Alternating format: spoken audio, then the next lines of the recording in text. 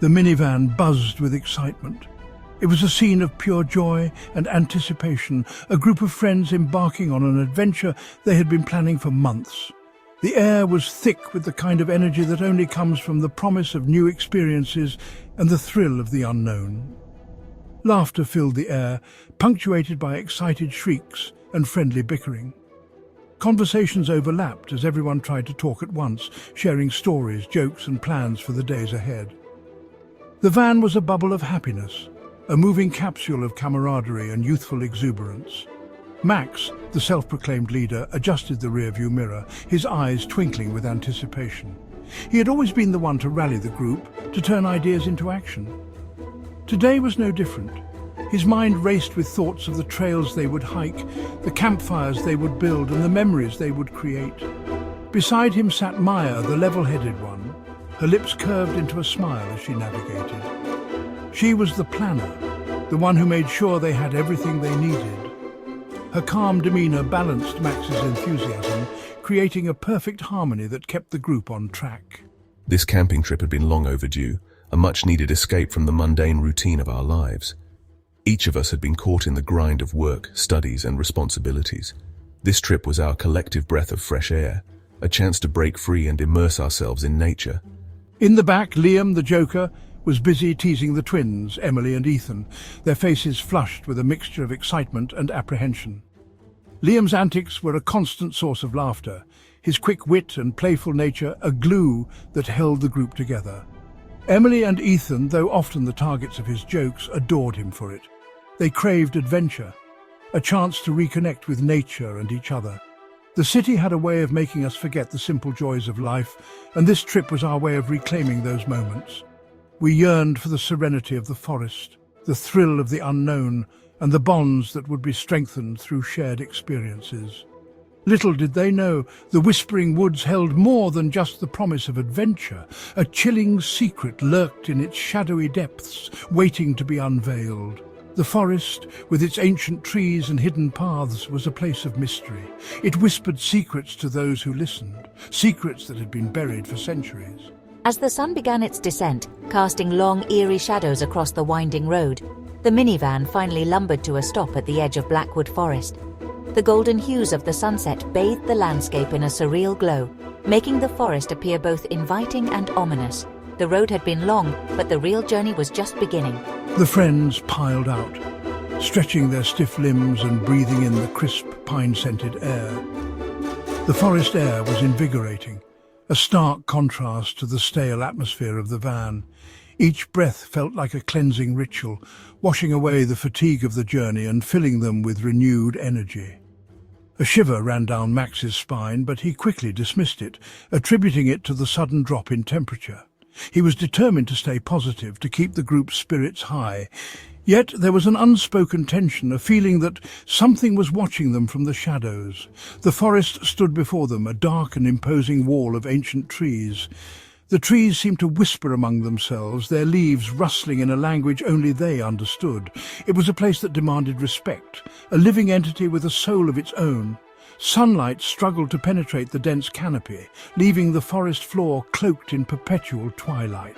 The interplay of light and shadow created an otherworldly atmosphere, a place where time seemed to stand still. It was both beautiful and eerie, a reminder of nature's power and mystery. A sense of foreboding settled over the group, as palpable as the dampness clinging to their skin. They exchanged uneasy glances, each silently questioning the wisdom of their adventure. But the thrill of the unknown was too strong, pulling them deeper into the heart of the forest where secrets awaited and destinies would be forged.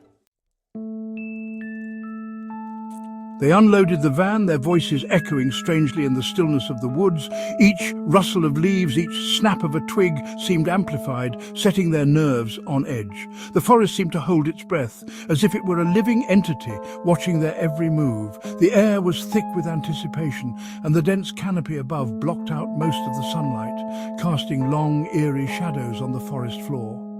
Liam, attempting to break the tension, whistled a jaunty tune, but it only served to heighten the eerie silence that followed. The melody seemed to be swallowed by the trees, leaving an unsettling void in its wake.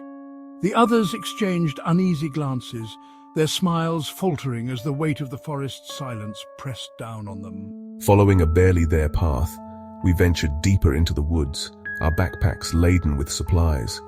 The air grew heavy with the scent of damp earth and decaying leaves. The path twisted and turned, leading us further away from the safety of the campsite. Each step seemed to take us deeper into the heart of the forest, where the trees grew taller and the underbrush thicker. Strange shadows danced at the edge of their vision, and the silence was broken only by the crunch of their footsteps and the distant cawing of crows. The forest seemed to come alive with every step they took, the shadows shifting and morphing into shapes that played tricks on their minds. The crows' calls echoed through the trees, adding to the sense of foreboding that hung in the air. Did you guys hear that? I thought I heard something move. The sound was faint, almost imperceptible, but it was enough to send a shiver down their spines. They stopped in their tracks, straining their ears to catch any hint of movement in the underbrush. It's just the wind, Em. Don't worry, we'll be at the campsite soon. But even as he said it, there was a note of uncertainty in his voice. The wind seemed to carry whispers, voices that were just out of reach, adding to the growing sense of unease. But even as he spoke, Max couldn't shake the feeling that they were being watched, their every move scrutinized by unseen eyes. The sensation was almost palpable, a prickling at the back of his neck that refused to go away. He glanced around, trying to catch a glimpse of whatever might be lurking in the shadows. But the forest remained stubbornly silent and still. The feeling of being watched grew stronger with each passing moment, making it hard to focus on anything else. The forest seemed to close in around them, the trees standing like silent sentinels guarding their secrets. Max's heart pounded in his chest, and he couldn't help but wonder if they had made a mistake venturing so deep into the whispering woods. The sun dipped below the horizon, painting the sky in hues of blood orange and deep purple. The colours bled into each other, creating a mesmerizing tapestry that signalled the end of another day. The forest, with its towering trees and dense underbrush, seemed to hold its breath, waiting for the night to fully envelop it. The friends finally arrived at a clearing, a small patch of land bathed in the fading light.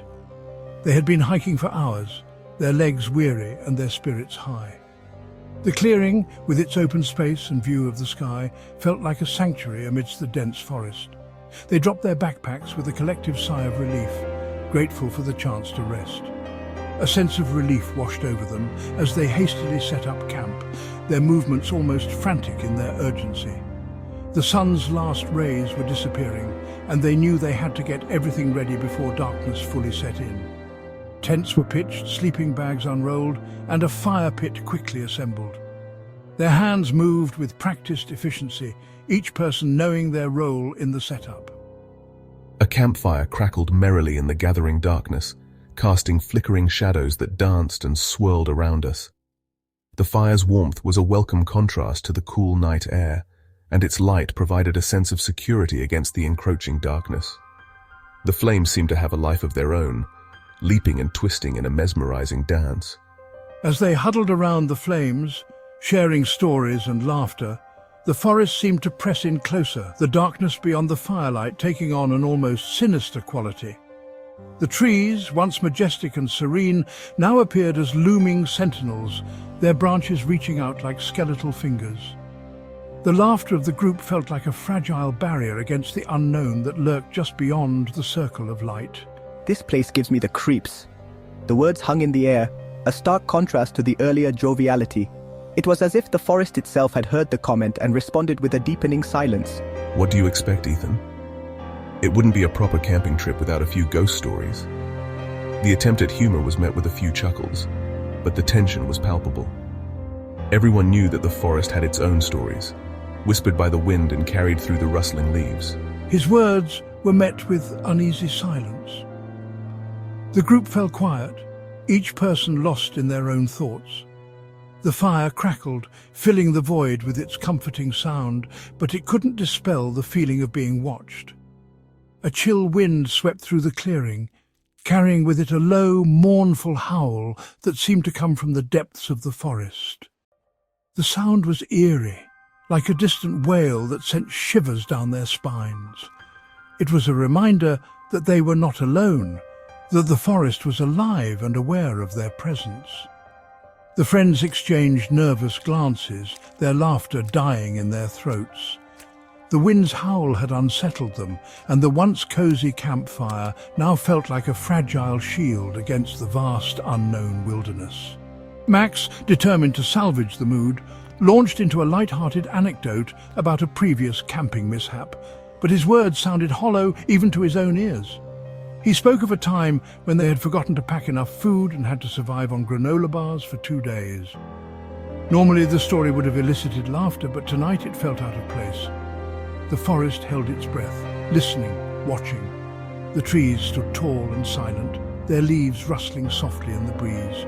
The moonlight filtered through the canopy, casting eerie shadows on the ground. It was as if the forest was waiting for something, a moment of stillness before the storm.